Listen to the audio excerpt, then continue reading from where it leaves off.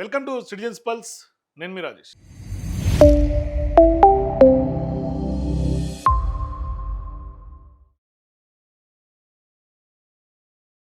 తెలంగాణ రాష్ట్ర రాజకీయాల్లో ఇవాళ కేసీఆర్ గారి సభ, అట్లాగే రేవంత్ రెడ్డి గారి సభ, ఇద్దరి మధ్య మాటలు తూటాలు వేలే. మరి హై వోల్టేజ్ పాలిటిక్స్ని ఇక ఎన్నికలు ఇప్పుడే జరగబోతున్నాయేమో, ఒక నెలలోనో 2 నెలల్లోనో ఇక ఎన్నికల సీజన్ వచ్చేసింది అన్నట్టుగా హోరాహోరీ సభలు జరిగినాయి. సరే, హోరాహోరీ సభల్లో ప్రజలు ఎవరి సభకు ఎక్కువ మొగ్గు చూపారు, ఎవరి సభ ఎక్కువగా చూశారు? ఎందుకంటే రేవంత్ రెడ్డి గారు ఎవరు అవునన్నా కాదన్నా నిన్న పెట్టినటువంటి సభ అయితే కేసీఆర్ గారికి పోటీ సభ అని చెప్పుకోవాలి. కేసీఆర్ గారు బయటికి వెళ్తుండు అని ఆయన మొదలుపెట్టినటువంటి స్పీచ్ అయ్యేదాకా ప్రతి నిమిషం కేసీఆర్ గారి నామజపంతో జరిగింది. మరి ఆయన కేసీఆర్ గారి చావును ఎందుకు కోరుకుంటున్నాడో ఆ దేవుడికి ఎరక. కానీ ఆయన మాత్రం పదే పదే కేసీఆర్ గారికి సంబంధించి పేరు తీయకుండా స్పీచ్ అయితే నడవలేదు. ఇక కేసీఆర్ గారి స్పీచ్ చూస్తే రేవంత్ రెడ్డి గారు పేరు కూడా తీయలేదు. ఆయన కాంగ్రెస్ పాలన, ఇప్పుడున్నటువంటి ప్రభుత్వం వైఫల్యాలు, ప్రజలు పడుతున్నటువంటి గోస, ఆయన అనునిత్యం ఆ స్పీచ్ 40 నిమిషాలు సాగితే ఆ 40 నిమిషాల స్పీచ్ కూడా అందరూ ఏం మాట్లాడతారు, నెక్స్ట్ ఏం మాట్లాడతారు అని వింటున్నారే తప్ప చిరాకు పడినటువంటో లేకుంటే బోర్ కొట్టినటువంటి సందర్భాలు 40 నిమిషాల పాటు స్పీచ్లో ఇంకా మాట్లాడుంటే బాగుండేది కదా కేసీఆర్ గారు, ఇంకా ఏం మాట్లాడతారు అన్న ఒక ఆసక్తి చిన్న పిల్లాడి నుంచి పెద్దోడి దాకా వచ్చినాయి. అయితే ఇక సీన్లు చూస్తే పెద్ద ఎత్తున సోషల్ మీడియా మొత్తం ఇవాళ కేసీఆర్ గారి వీడియోలు, ఆయన బయటికి వచ్చినప్పటి నుంచి హెలికాప్టర్లో ఎంట్రీ దగ్గర నుంచి మళ్ళీ తిరుగు ఆయన ఎర్రవల్లి ఇంటికి పోయేదాకా కూడా అయ్యే సీన్లు ఇవాళ సోషల్ మీడియాని హల్చల్ చేస్తూ ఉన్నాయి. మరి రేవంత్ రెడ్డి గారి యొక్క స్పీచ్ చూస్తే ఖచ్చితంగా ఆయన చాలా ఆక్రోశం వెళ్ళగక్కాడు జీవన్ రెడ్డి మీద. ఆయన ఇవాళ నాకు ఆ పార్టీలో సింక్ అవ్వట్లేదు, పార్టీ తప్పిదాలు చేస్తుంది, లేకుంటే రేవంత్ రెడ్డి గారి యొక్క దరిద్రం పోవాలి తెలంగాణ కానీ స్పష్టంగా, నిర్మోహమాటంగా, ధైర్యంగా ఇవాళ జగిత్యాల గడ్డ మీద నుంచి జీవన్ రెడ్డి చెప్తూ ఉన్నారు. 45 ఏళ్ల పాటు 4.5 దశాబ్దాల పాటు సుదీర్ఘ ప్రయాణం కాంగ్రెస్ పార్టీతో. మరి అటువంటి లీడర్కే అంత ఇక విసుగొచ్చింది కాంగ్రెస్ పార్టీతో, నేను ఏమీ చేయలేని పరిస్థితి, తెలంగాణ రాష్ట్రం బాగుపడాలని, తెలంగాణ రాష్ట్రం పునర్నిర్మించాలి అని దానికి ఖచ్చితంగా కేసీఆర్ గారితోటే సాధ్యమని ఆయన స్పష్టంగా చెప్తూ ఉంటే, ఇవాళ ఆ యొక్క అంశాన్ని జీర్ణించుకున్నటువంటి రేవంత్ రెడ్డి ఒక ఫ్రస్ట్రేషన్ చాలా స్పష్టంగా ఆయన మాటల్లో కనిపించింది.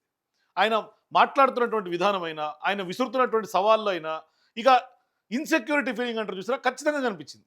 అంటే ఎక్కడ అధికారం పోతుంది అంటే ఒక వేవ్, ఒక స్వింగు తెలంగాణ రాష్ట్రంలో గులాబీగా కనిపిస్తుంది. అంటే ఒక రకంగా ప్రజలు ఏ విధంగా అయితే అప్పట్లో కేసీఆర్ గారు అధికారంలో ఉన్న సందర్భంగా ఒక వ్యతిరేక పవనాలు ఆ విధంగా అప్పుడెప్పుడెట్లయితే వీచినాయో సేమ్ అదే సిచ్యువేషన్ ఇవాళ కనిపిస్తుంది. ఇవాళ రేవంత్ రెడ్డి గారి సభ జరుగుతుంటే జనాలు వెళ్ళిపోవటం, రేవంత్ రెడ్డి గారు మాట్లాడుతుంటే విసుక్కోవటం, జనాలు ఆదరించినటువంటి తీరు, అసలు టీవీల ముందు ఆయన స్పీచ్ చూడలా, కనీసం అక్కడ సభ ముందు చూడలేదు, పోనీ సోషల్ మీడియాలో అంటే అది లేదు.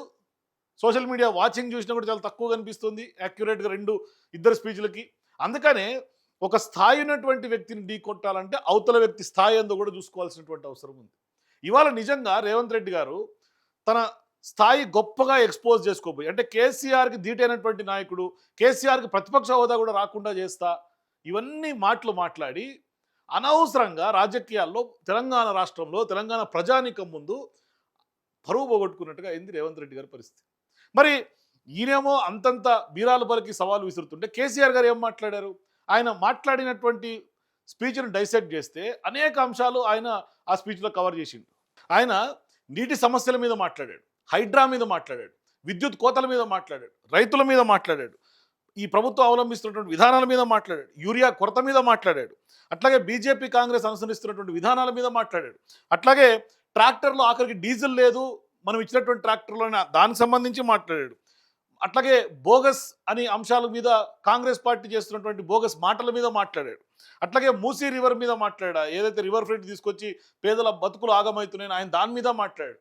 ఇట్లా ఆయన మాట్లాడినటువంటి మాటలు, ఆయన చేసినటువంటి స్పీచ్ ఒకసారి డైసెక్ట్ చేస్తే మోసపోతే గోసపడతామని ముందే చెప్పినా ఇప్పుడు అదే కాలేదా అంటూ కూడా ప్రజల్ని హెచ్చరించినటువంటి పరిస్థితి. ఇంటింటికి మిషన్ భగీరథ నీళ్ళు ఆ రోజు ఇచ్చినాం కదా 5 ఏళ్లలో, ఇప్పుడు ఏం రోగం వచ్చింది, రెప్పపాటు కూడా పోనీ కరెంటుని కాకులు ఎత్తుకపోయిందా అంటూ కూడా ఇవాళ రేవంత్ రెడ్డి ప్రభుత్వం నిలదీసినటువంటి పరిస్థితి. ఎక్కడ కూడా రేవంత్ రెడ్డి గారి పేరు వాడలా.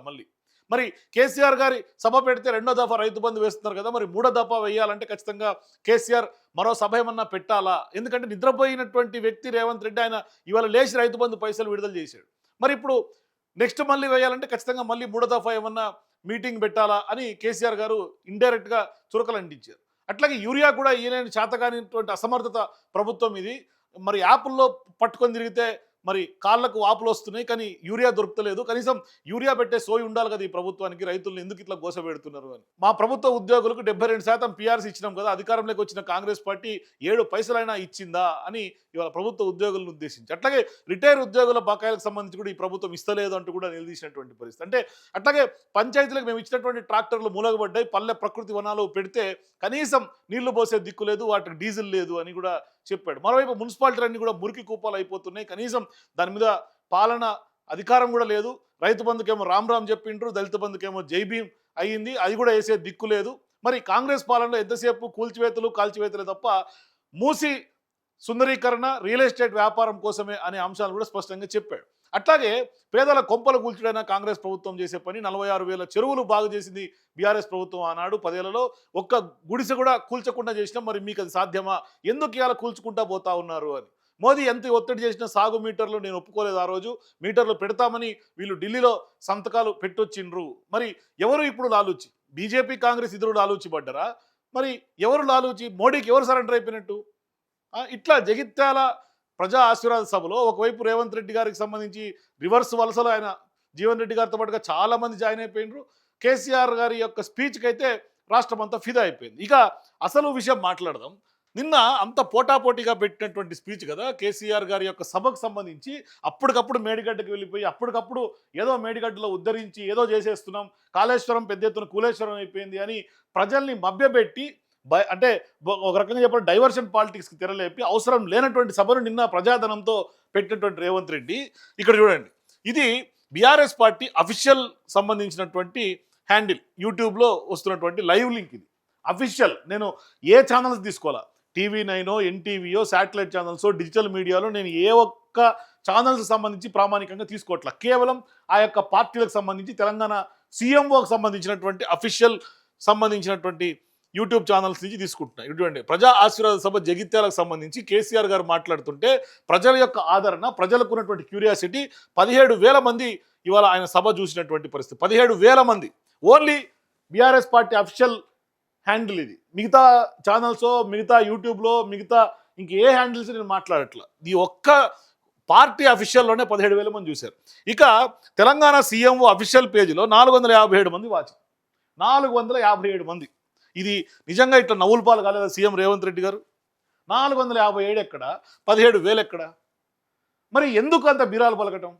అంటే ప్రజల్లో ఎవరికి పల్స్, ప్రజలు ఎవరి వైపు ఉన్నారు, ఎవరి వైపు నిలుస్తున్నారు? ప్రతిపక్ష పార్టీ, ప్రతిపక్ష నాయకుడిగా ఉన్నటువంటి కేసీఆర్ గారి వైపు ఆయన మాటలకి ఫిదా అయిపోయి అందరూ చూస్తూ ఉంటే, ఇవాళ మీరు నమ్మరు, ఒక వీడియో చూపిస్తా, ఇవాళ సోషల్ మీడియాలో హల్చల్ చేస్తూ ఉంది. ఆ వీడియో చూసిన తర్వాత నిజంగానే ఇవాళ ఎన్ఆర్ఐలు కానీ లేకుంటే తెలంగాణ బిడ్డలందరూ ఏ దేశాల్లో ఉన్నప్పటికీ కూడా వాళ్ళందరూ కూడా కేసీఆర్ గారు స్పీచ్ విన్నారండి. ఇవాళ ఇంట్లో ఉంటే ఇంట్లో ఉన్నారు, ఆఖరికి బాత్రూముల్లో ఉన్న వాళ్ళు కూడా ఫోన్లు పట్టుకొని చూసిండ్రు తప్ప ఎక్కడ కూడా స్పీచ్ని మిస్ అయినటువంటి సందర్భాలే లేవు. ఆ 40 నిమిషాల స్పీచు ప్రతి ఒక్కరూ నిమిషం వేస్ట్ కాకుండా ఏ పనుల్లో ఉన్నా కూడా చూసిండ్రండి. ఇది వాస్తవం.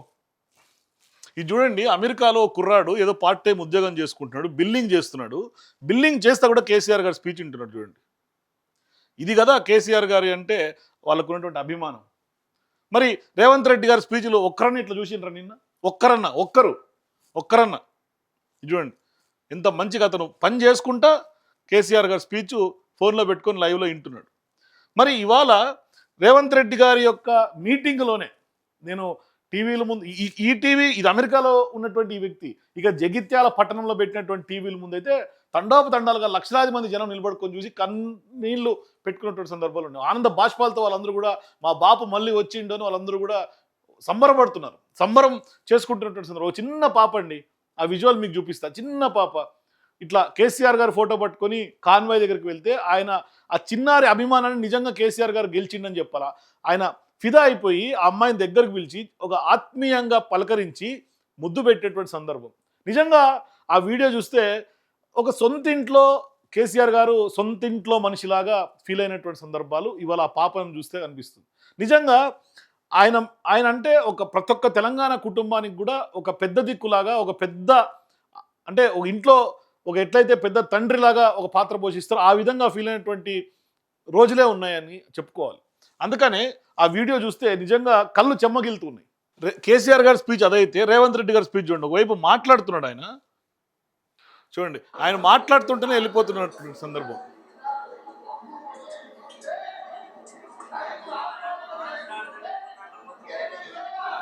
మాట్లాడదాండి పోదాండి బాగా చేయలేదు మొత్తం ఇది వాళ్ళ బిక్కున్నాడు బాబాయ్. ఇవాళ గేట్లు బీకెళ్ళు గేట్లు బీక్కొని పోతాను ఘోరం. ఇగో వాళ్ళు గొనిత్తలేని పోలీసు వాళ్ళు అయినా వీళ్ళు బీక్కొని వస్తారు. ఇగో చూసారా, ఒకవైపు ఏమో మహిళలు ఈ మహిళల గురించి గొప్పగా చెప్పుకుంటుంది. మేము చీరలు ఇచ్చినాం ప్రభుత్వం చెప్పుకుంటుందిగా. ఆ చీరలు కట్టుకున్నటువంటి మహిళా లోకమంతా ఇవాళ రేవంత్ రెడ్డి గారు మాట్లాడుతుంటే వెళ్ళిపోతున్నటువంటి సందర్భం. ఇక అటువైపు పురుషులు కూడా గేట్లు తెంపుకొని మరీ వెళ్ళిపోతున్నారు. ఇంతకంటే పరువు తీసే కార్యక్రమం ఏమైనా ఉంటుందా? అసలు సభ పెట్టుడెందుకు, ఆయనకు పోటీగా మీరు రావటం ఎందుకు, పరువు తీసుకోవడం ఎందుకు? పైగా స్పీచ్ స్టార్టింగ్లోనే తోడేలు బయటికి వెళ్ళింది. మరి మిమ్మల్ని ఏమనాలా? అసలు 10 ఏళ్ల పాటు సీఎంగా ఉన్నటువంటి వ్యక్తి మీరు. రేవంత్ రెడ్డి గారు ఒకటి మాత్రం గుర్తుపెట్టుకోండి, ప్రజలు మిమ్మల్ని ఆదరించాలంటే, మిమ్మల్ని మళ్ళీ మీరు చెప్పినట్టు 2034 45 ఇంకో సంవత్సరం ఎప్పుడో సీఎం చేయాలంటే మీరు భాష మార్చుకోండి. ప్రతిపక్షంలో ఉన్నటువంటి భాష మీరు అధికారంలోకి వచ్చిన తర్వాత కూడా మేము ఇదే మాట్లాడతాం, ఇట్లనే చేస్తాం. మరి మీరు నిజంగా కూడా ఆ భాష కరెక్ట్ కాదు. కనీసం ఆయన పొజిషన్ కన్నా గౌరవం ఇవ్వండి. ఆయన 10 ఏళ్ల పాటు సీఎం, ఉద్యమ నాయకుడు, మీరే ఒప్పుకున్నటువంటి వ్యక్తి. ఆయన పట్ల ఇటువంటి భాష కరెక్ట్ కాదు. సో ఇట్లా రేవంత్ రెడ్డి గారికి సంబంధించి సభ జరిగినటువంటి తీరు ఇది చూడండి. రేవంత్ రెడ్డి గారి సభలో ర్యాంప్ మీద గెంతులు వేసుకుంటా ఆ జనాల్లోకి పోయి సెకండ్ ఎవరు అడిగిరని జనాలకు సెకండ్లు ఇవ్వాలి. ఈయన పోయి ఇప్పుడు ఈయన వస్తాది లెక్క ఇప్పుడు దుమ్కి పోవాల్సిన అవసరమా? ఈవెన్ ఎలక్షన్ స్టంటా, డ్రామానా? ఎవరి కోసం ఈ డ్రామా? ఇప్పుడేమైనా ఎన్నికలు ఉన్నాయా? ఎన్నికలు ఏం లేవు కదా. ఇప్పుడు ఇంకా 2.5 సంవత్సరాలు ఉంది. ముందు పాలన మీద దృష్టి పెట్టాలి. ఈ కుప్పిగంతులు వేసి డ్రామాలు వేసుడుతో ఓట్లేం పడాయి. మిమ్మల్ని మీరు చేసే మంచి పనులు 4 రోజులు గుర్తుపెట్టుకుంటారు తప్ప మీరు ఇట్లా కుప్పిగంతులు వేసి ఆ సెకండ్లు ఇచ్చి వాళ్ళు ఏదో పెద్ద మీరు మసిపూసి మారేడుకాయ చేస్తే ఏమీ రాదు, జీరో ఉపయోగం. ఇదంతా ఎలక్షన్ స్టంట్ల లెక్క కనిపిస్తుంది నాకైతే. ఇప్పుడు మీరు ఇక్కడ ఇట్లా చేతులు ఊపుకొని పోయి మళ్ళీ మీరు అడిగిపోతే ఎవరిని కలవకపోతే ఏం ఉపయోగం? మీరే మీ ఒరిజినల్ కాంగ్రెస్ పార్టీ నాయకులే మీ పిఎల్ ఫోన్లు ఎత్తలేదని మీడియా ముందు వచ్చి ఇంటర్వ్యూలో చెప్తున్నారు. మరి దానిని చూసుకోరు. ముందు మీరు మీ కాంగ్రెస్ పార్టీ నాయకులకే మీరు అందుబాటులో లేరు. ఇక ప్రజల గురించి తర్వాత దేవుడు ఎరక. మీరు ఇల్లు కూల్చేడు, తర్వాత ఈ కనీసం వీధి బండ్ల మీద తోపుడు బండ్లను కూడా పెట్టుకునే పరిస్థితి లేకుండా కూల్చిపడేస్తున్నారు. వాళ్ళ బతుకులను ఆగం చేస్తున్నారు కదా తెలంగాణ బిడ్డలందరినీ. మరి అది అటువంటి పనులు చేసి ఈడొచ్చి మీరు చేతులు కలుపుకుంటా, సెకండ్లు ఇచ్చుకుంటా ఈ డ్రామా చేస్తే ఎవరికి అక్కడికి వస్తుంది? ఎవరికి ఉపయోగం? ఎవరన్నా కనీసం దేక్తారా ఇట్లా చేస్తే? ఎందుకు ఈ డ్రామాలు? ఎవరి కోసం? 2024 నుంచి 2034 వరకు నేను మా మిత్రుడు మహేష్ గౌడ్ గారి నాయకత్వంలో ప్రజా పాలన ఉంటుంది. ఆనాడు వైఎస్ఆర్ డిఎస్ ఏ విధంగా అయితే 2 సార్లు పార్టీని అధికారంలో తెచ్చిందో మళ్ళీ చెప్తున్నా, అదే వైఎస్ఆర్ డిఎస్ నాయకత్వంలో ఎట్లయితే అధికారంలోకి వచ్చినామో ఈనాడు నేను మా మిత్రుడు మహేష్ గౌడ్ 2వ అధికారంలో తీసుకొస్తాము. ప్రజాపాలనను ప్రజలకు అందిస్తామని చెప్పి. ఏడుందా ప్రజాపాలన అందించడానికి? అసలు ప్రజలను గుర్తిస్తే కదా ప్రజాపాలన. వాళ్ళు బతుకులాగం చేసినాక ఇంకా ప్రజాపాలన ఎక్కడిది? పైగా వైఎస్ రాజశేఖర రెడ్డి, డిఎస్ ఆ రోజు ఎట్లయితే ఆ ద్వయం పనిచేసి మళ్ళీ 2వసారి అధికారంలోకి వచ్చిండ్రో ఆ రకంగా 2034లో అధికారంలోకి వస్తారు. 34 వరకు వీళ్ళు అధికారంలో ఉంటారట. అంటే 2029లో కూడా మేమే అధికారంలోకి వస్తామని చెప్తున్నారు. అసలు మీకు వైఎస్ రాజశేఖర రెడ్డి మీద చిత్తశుద్ధి ఉంటే ఆయన చేసినటువంటి పనులని మీరు పూర్తి చేయండి. ఆయన ప్రవేశపెట్టినటువంటి గొప్ప స్కీములు ఏది? ఫీజు రియంబర్స్మెంట్ సంబంధించి దానికి డబ్బులు వేయండి, ముందు నిధులు వేయండి. మొన్ననే ఒక పిల్లగాడు ఫీజు రియంబర్స్మెంట్ పైసలు పడక ఎల్బీ నగర్ దగ్గర ఒక కాలేజీలో ఆత్మహత్య చేసుకుని చచ్చిపోయాడు. అవి చూడరు. ముందు మీరు వైఎస్ రాజశేఖర రెడ్డితో పోలిక పెట్టి మీరు మళ్ళీ అధికారంలోకి వచ్చిన తర్వాత ముందు ఇప్పుడున్నటువంటి అధికారం చక్కగా వెలగబెట్టండి కదా.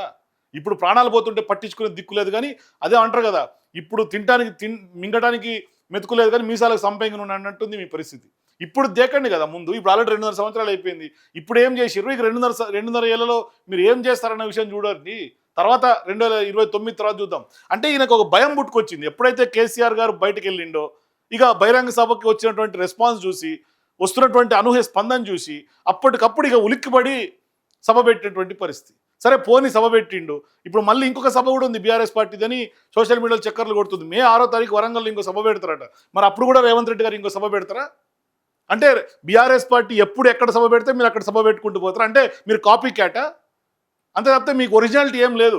వైఎస్ రాజశేఖర రెడ్డి డిఎస్ లాక్క మేము అధికారంలోకి వస్తాం, కేసీఆర్ గారు సభ పెడితే మేము సభ పెడతాం అంటే 2 నెలలకు ఒక సభ, 2 నెలలకి పైసా అంటే ఎకరాకి అట్లా వేస్తట్టుగా ఇప్పుడు మళ్ళీ కేసీఆర్ గారు చెప్పినట్టుగా 3వ దఫా నిధులు విడుదల చేయాలంటే మళ్ళీ 3వ సభ పెట్టుకోవాలి మీరు. అంతే కదా, లెక్క సింపుల్గా కనిపిస్తుంది మీ లెక్క. పరువు తీసుకున్నాడు కాకపోతే ఎందుకు చెప్పు. అదే వైఎస్ రాజశేఖర రెడ్డి గారి గురించి కేసీఆర్ గారు స్పీచ్లో మాట్లాడింది చూడండి. ఆయన నిజంగా ఆయన ప్రతిపక్ష పార్టీ నాయకుడిగా ఉన్నప్పటికీ ప్రత్యర్థి పార్టీ కాంగ్రెస్ పార్టీకి చెందినటువంటి నాయకుడైనటువంటి రాజశేఖర రెడ్డి గారి గురించి ఆయన ఎంత గొప్పగా చెప్పింది చూడండి. అది నేను పెట్టలేదు, ఆయన కాంగ్రెస్ ముఖ్యమంత్రి అయినా రాజశేఖర రెడ్డి గారిని అప్పుడు పెట్టింది. ఇది ఫీజు రియంబర్స్మెంట్ అనే స్కీమ్ మంచి లాభం జరిగింది. నేను దాన్ని కొనసాగించిన ఇలా మొత్తం బీసీలకు ఎస్సీలకు పిల్లలందరికీ ఫీజు రియంబర్స్మెంట్ రాక అది 12,000 కోట్ల బకాయిలు పెడితే వాళ్ళు ఆగం, వాళ్ళు కొట్టవడం, కోర్టుకు పోతే పిల్లల దగ్గర వసతి చేసుకొని కోర్టు చెప్తాము. మరి పిల్లలకు మరి ఎవరికి చిత్తశుద్ధున్నట్టు? వైఎస్ రాజశేఖర రెడ్డి కనీసం ఆ రోజు పేద విద్యార్థుల కోసం, బీసీలు ఎస్సీ ఎస్టీల పిల్లల కోసం వాళ్ళు ఇలా చదువుకొని వాళ్ళు బంగారు భవిష్యత్తుకు బాటలు వేసుకుంటుంటే ఆనాడు ప్రవేశపెట్టినటువంటి ఫీజు రియంబర్స్మెంట్ పథకం ఎందుకు మీరు తిలోదకాలు వదిలేస్తున్నారు? ఎందుకు మీరు పైసలు వేస్తున్నారు ఫీజు రియంబర్స్మెంట్ పైసలు? ఇవాళ ఏమైనా అడిగేటోడు లేడు.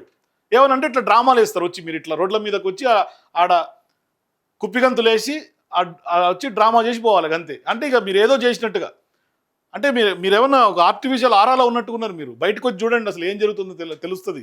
తెలంగాణ ప్రజల గోస మీరు బయటకు వచ్చి చూడండి, మీ ఆరాల నుంచి బయటకు రండి ఒకసారి. ఇది చూడండి, జీవన్ రెడ్డి గారి గురించి ఆయన మాట్లాడిన మాటలు చూడండి. పదవిస్తాడట, నీకున్న ప్రతిపక్ష హోదా ఊడగొట్టకపోతే నా పేరు మార్చుకుంటా బిడ్డ కేసీఆర్. ఇక్కడ మీకున్న ప్రతిపక్షం ఊడగొట్టకపోతే పేరు మార్చుకుంటాను రేవంత్ రెడ్డి గారు చెప్పారు కదా. మరి గతంలో చేసినటువంటి సవాళ్ళన్నిటికీ ఏం మార్చుకున్నారు? ఆయన గతంలో సవాళ్ళకి తెలంగాణ ఇడిచిపెట్టిపోతాడు, మరి ఎందుకు ఇడిచిపెట్టిపోకుండా సీఎం అయింది లీడ? ఆయన గతంలో చేసినటువంటి సవాళ్ళన్నీ ఏమైనాయి? కొడంగల్లో మీరు కూడా ఓడిపోయినారు కదా. మరి ఆ రోజు కేటీఆర్ గారితో మీరు చేసినటువంటి సవాల్ ఏమైంది? కొడంగల్లో మీరు ఓడిపోయినరు, మళ్ళీ మీరు పార్లమెంట్కి పోటీ చేసినారు కదా. మరి జిహెచ్ఎంసీ ఎన్నికల్లో 100 సీట్ల లెక్క ఏమైంది? మరి ఏమైంది? మరి ఇప్పుడంటే ఈయన బీరాలు పలుకుతున్నారు. ఒకసారి చూడండి. 2023లో నిన్ను ఓడగొచ్చిన, 2024లో నీకు గుండు సున్నా ఇచ్చిన, సర్పంచ్ ఎలక్షన్ లో పాతరేసిన, మున్సిపల్ ఎన్నికల్లో ఉప్పు పాతరేసిన, జూబ్లీహిల్స్ కంటోన్మెంట్ లో నీకు కోరి కట్టిన, వచ్చేసారి ఆ కోరి మీద మా కాంగ్రెస్ పార్టీ కార్యకర్తలు జెండా ఎగరేస్తారు. ఇదే నా సవాల్, ఇదే నా సవాల్. చూసిరా, ఇదే నా సవాల్ కాంగ్రెస్ పార్టీ కార్యకర్తల తరఫున. చూసుకున్నాం కేసీఆర్, నువ్వు నేను వచ్చే ఎన్నికల్లో నువ్వు నేనా ప్రజా పాలన పాపాల భైరవుడా మా కాంగ్రెస్ పార్టీ కార్యకర్తల లక్షలాది మంది 10 ఏళ్ళు. ఎంత ఫ్రస్ట్రేషన్లో ఊగిపోతుండండి. అవసరమా అంత ఫ్రస్ట్రేషన్? ఏడా బీపీ వచ్చి ఏమవుతుందో అని భయం ఇస్తుంది నేను మాట్లాడుతుంటే. అంత ఫ్రస్ట్రేషన్ అవసరమా? అంత ఫ్రస్ట్రేషన్, అంత ఆవేశం, ఆక్రోశం ఎలగక్కిండి ఒకసారి. ఇప్పటికి కూడా ఇంకా కూడా కేసీఆర్ గారు సావనే కోరుకుంటుండే ఆయన. గోరీ కడతాం, గోరీ మీద కాంగ్రెస్ జెండా పెడతాం. ఎందుకు ఆ మాటలు? ఎవరికి గోరీ కడతారు? ఏంది పరిస్థితి? అసలు మీరు అధికారంలో ఉండు చూసుకోండి, ఉంటారలేదు చూసుకోండి. మీరు ప్రతిపక్ష పాత్ర ఆయనకు ఉంటుందో లేదో తర్వాత ముచ్చట, కానీ ముందు మీరు అధికారంలో ఉంటారలేదు చూసుకోండి. మీకు ఎన్ని సీట్లు వస్తాయి చూసుకోండి. మీరు అన్నారు కదా మున్సిపల్ ఎన్నికల్లో ఇంత పొడవు నాది, సర్పంచ్ ఎన్నికల్లో అంత పొడవు నాది, జూబ్లీహిల్స్ కంటోన్మెంట్ ఓడించిన, ఇవన్నీ తర్వాత మీరు కూడా గతంలో దుబ్బాకలో ఏమైంది, మునుగోడులో ఏమైంది, అంతకుముందు హుజూర్ నగర్లో ఏమైంది? డిపాజిట్లు రాలే సార్ మీ కాంగ్రెస్ పార్టీకి. మీరు ఎట్లా అధికారంలోకి వచ్చిండ్రు? రాజకీయాల్లో అధికారం అన్నది లేకుంటే గెలుపోవటంలో అనేది ఎప్పుడూ శాశ్వతం కాదు. ఈరోజు ఒకరికైతే ఇంకొకరికి అవుతుంది. మీరేమన్నా మీకే శాశ్వతం అనుకున్నారా ఏంది? మీ చేతిలో కాదు ఓటింగ్ ఉన్నది, ప్రజల చేతిలో ఓటింగ్ ఉంటుంది. మీ బటన్లు, మీ యొక్క రిమోట్లు ప్రజల చేతిలో ఉంటాయి. ప్రజలు ఓటేస్తే మీరు గెలిచేది. ఇవాళ మీరు కేసీఆర్ గారి మీద గోరీ కడతాం ఆయన అంటే ఆయన నిన్ను డైరెక్ట్ చెప్పిండు, వెయ్యి జన్మలు ఎత్తిన బిడ్డ నా సావు నువ్వు చూడలేవన్నాడు. ఆయన నీ పేరు కూడా తీయలే, రేవంత్ రెడ్డి గారి పేరు కూడా తీయలే కేసీఆర్ గారు. నీకు అంతకంటే ఇంకేముంటుంది? కానీ కేసీఆర్ పేరు చెప్పి మరి డైరెక్ట్ సవాల్ ఇసురుతుండే ఈయన. ఎందుకు ఆ కుప్పిగంతులు, ఆవేశం, ఆక్రోశం, ఆ ఆందోళన, బాధ, ఫ్రస్ట్రేషను ఎందుకు? ఇంకా అధికారం 2.5 ఏళ్ళు ఉంది కదా, మీరు మారండి, మార్చుకోండి. అది లేదు. ఆయన ఎప్పుడు సభ పెడితే ఈయన అట్లా సభ పెట్టాలి. లేదు అంటే మేడిగడ్డను తీసుకొచ్చి ముందు పెట్టాలి. మేడిగడ్డలు అది జరిగిపోయింది, కాళేశ్వరం ఇది జరిగిపోయింది, మొత్తం అవినీతి కుంభకోణం జరిగిపోయింది. లేదంటే బీజేపీ బీఆర్ఎస్ పార్టీ ఒకటే అయిపోయినరు. ఇవాళ హరీష్ రావు గారు లీగల్గా, ఆయన లీగల్కి సంబంధించినటువంటి అఫీషియల్గా లీగల్ యొక్క ఒపీనియన్ల కోసం ఢిల్లీకి పోతే అక్కడ మాట్లాడినటువంటి ఫోటోలను కూడా వీడియోలో సోషల్ మీడియాలో లేకుంటే బీఆర్ఎస్ పార్టీ రిలీజ్ చేస్తే దాని మీద కూడా అసలు ఒక సీఎం స్థాయిలో ఉన్నటువంటి వ్యక్తి బీఆర్ఎస్ పార్టీ నాయకులు హరీష్ రావు గారి మీద అంత చిల్లర రాజకీయాలు చేసినటువంటి అవసరం ఉందా? ఒకసారి చూడండి ఆయన ఏమంటాడు రేవంత్ రెడ్డి గారు. మిత్రులారా, జరుగుతున్న పరిణామాలను మీరు అంచనా వేసుకోండి. అబ్బా, ఈ రోజు ఎందుకు 48 గంటల సిబిఐ విచారణకు ఆదేశం ఇస్తామన్న అంటే జరుగుతున్న పరిణామాల్ని మనం అంచనా వేసుకోవాలి, ఆయన మాత్రం అంచనా వేసుకోడు. ఆయన తెలంగాణలో ఏం జరుగుతుందో ఆయన అంచనా వేసుకోడు.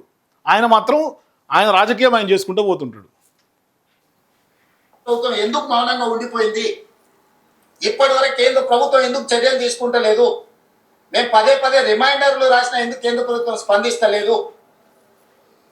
ఈరోజు ప్రధానమంత్రి గారు, కేంద్ర హోంమంత్రి గారు ఇక్కడికి వచ్చినప్పుడల్లా కేసీఆర్ గారి కుటుంబానికి కాళేశ్వరం ఏటీఎంగా మారింది, 1000 కోట్ల రూపాయలు కొలగొట్టిందని మాట్లాడిన మాట వాస్తవం కదా? మీరే స్వయంగా విచారణ సంస్థల అధిపతులుగా, ప్రధానమంత్రిగా, హోంమంత్రిగా మీరే ప్రకటనలు చేసి ఈరోజు చర్యలు తీసుకుంటలేరు అని అంటే, హరీష్ రావు గారి ఢిల్లీ పర్యటనకు సంబంధించి వివరాలన్నిటిని ఎవరెవరు కలిసిండో హరీష్ రావు గారు బయట పెట్టాలి. ఈ రహస్య పర్యటనల వెనకాలన్న ఉద్దేశం ఏందో ఆడ రహస్య పర్యటన ఏడుంది? ఆయన డైరెక్ట్గా ఫోటోలు మీకు చూపిస్తా చూడండి, ఆ ఫోటో చూడండి.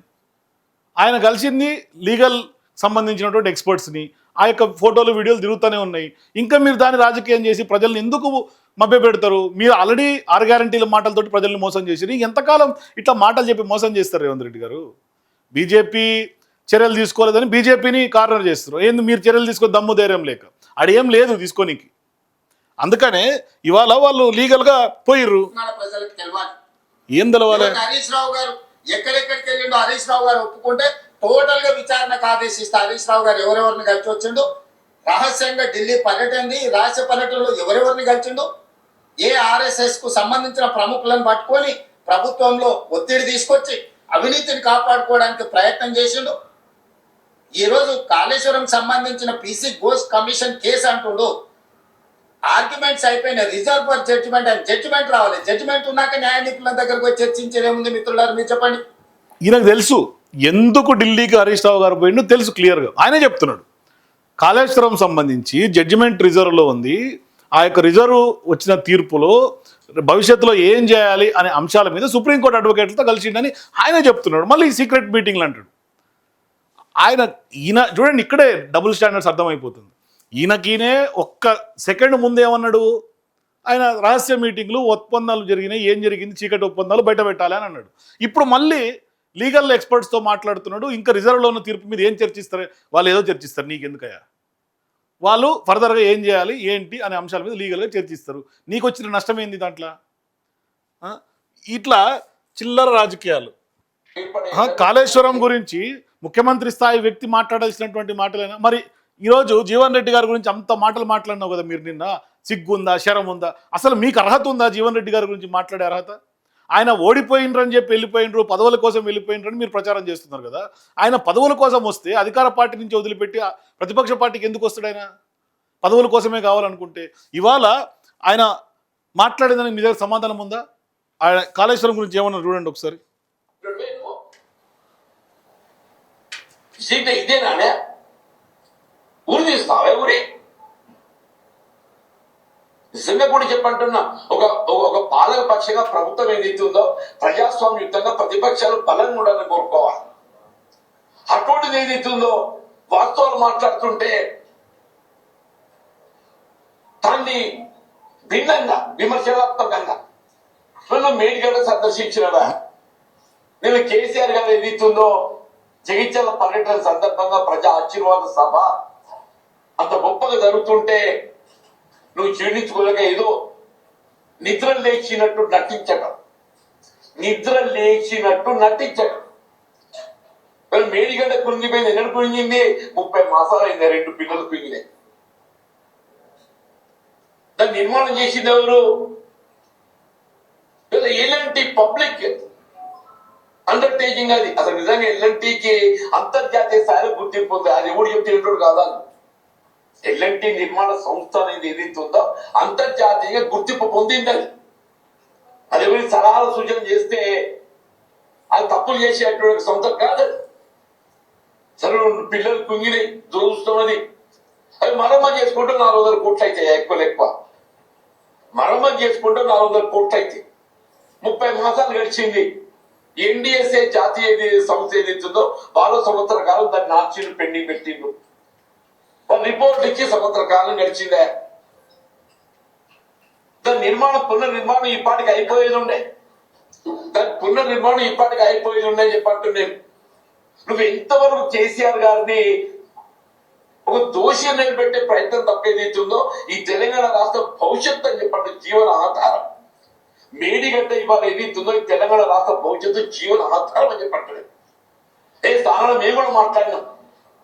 ప్రాణహిత నది జలాలు తుమ్మడేటి వద్ద నిర్మాణం చేసే అవకాశం ఉంటే నిర్మాణం చేయాలని చెప్పిన మ్యా కేసీఆర్ గారు ఏదైతుందో మహారాష్ట్ర ప్రభుత్వంలో ఒప్పందంలో భాగంగా 147 మీటర్లతో ఒప్పందం వారే కుదిర్చిండు.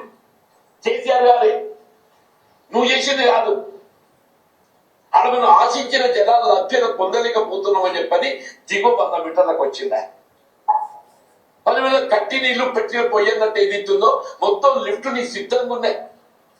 నీ నిజంగా చిత్తశుద్ధి ఉన్నట్టయితే మొన్నటి ఎన్నికల ప్రణాళికలో కాంగ్రెస్ పార్టీ తుమ్మడేటి వద్ద బ్యారేజ్ నిర్మాణం చేద్దామని చెప్పిందా. ఆ 140 మీటర్ల బ్యారేజ్ నిర్మాణం చేసి మరి జనాలు తరలించి సుందీలో పట్టుకొస్తే ఒక లిఫ్ట్ వస్తుండే కదా. 3 ఏళ్ళు గడుస్తుంది, 30 మాసాలు గడుస్తుంది. మరి దీనికి ఏం చెప్తారు రేవంత్ రెడ్డి గారు? 3 ఏళ్ళు దాటిపోయింది. ఎన్డీఎస్ఏ రిపోర్ట్ ఇచ్చే మీకు ఏం చేయాలో, ఎట్లా మరమ్మతులు చేయాలని ఇచ్చే సంవత్సరం గడిచిపోయింది. మరి ఎందుకు మీరు చేస్తలేరు? మీకు ఎందుకు సోయొస్తలేదు? మీకు ఎందుకు గుర్తులేదు? అంటే తెలంగాణ ప్రజానీకం మీద చిత్తశుద్ధి లేదు, రైతుల పట్ల మీ ధ్యాస లేదు, కేవలం కేసీఆర్ గారిని దోషిగా చూపెట్టే ప్రయత్నమే జరుగుతోంది అన్నది సుస్పష్టం. జీవన్ రెడ్డి గారు కూడా అదే అంటున్నారు. అందుకనే సరే దురదృష్టవశాత్తు జరిగింది. ఎర్రబల్ దయాకర్ రావు గారు చెప్పినట్టుగా వాళ్ళ ఇంట్లో ఇల్లు కట్టినప్పుడు కూడా రేవంత్ రెడ్డి గారిది కూడా కూలిందని చెప్పిండు ఆయన. అట్లనే అనిపిస్తోంది పరిస్థితి. సో మొత్తం మీద కేసీఆర్ గారికి పోటీ సభ పెట్టి రేవంత్ రెడ్డి గారు అయితే పరువు తీసుకున్నారు. సో నిజంగా రేవంత్ రెడ్డి గారు పరువు పోయిందని మీకు అనిపిస్తే మీ ఏప్రిల్ కింద నాకు కామెంట్స్ ఉంటే తెలియజేయండి. For more videos please watch citizens pulse.